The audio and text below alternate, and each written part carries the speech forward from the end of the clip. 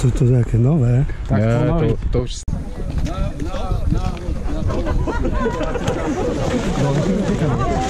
Dole sa, že privody sa, nebudem tu behať.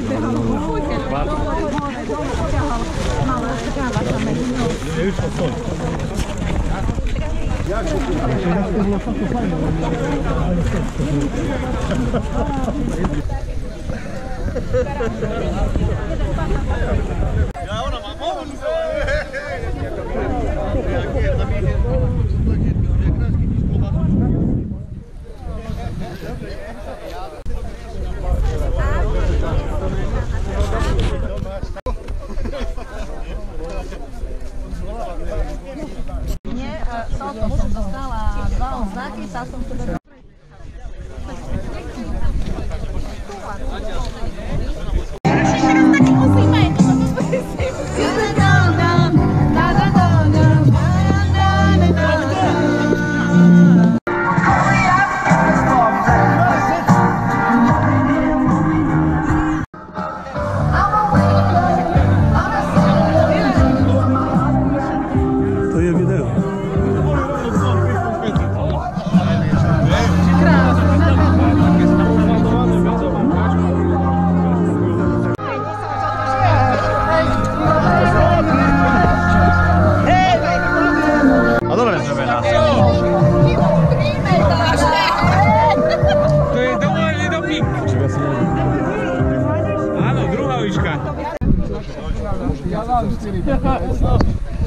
To povieš postaviť, poď sem. Poď sem, team building.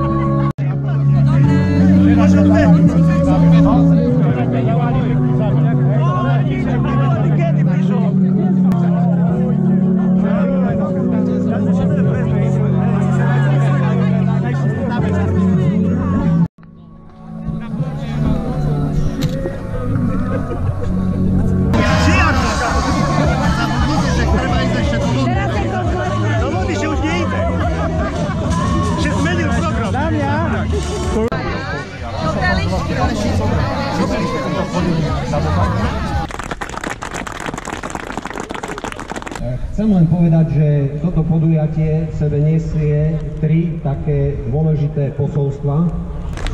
Ďakujem veľmi pekne za pozvanie medzi vás.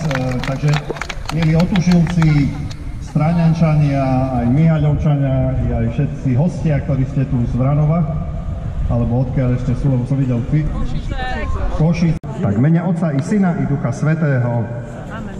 Pán s vami. Požehnaním vody si pripomíname Krista, živú vodu a sviatosť krstu, v ktorom sme sa znovu zrodili z vody a z Ducha Svätého.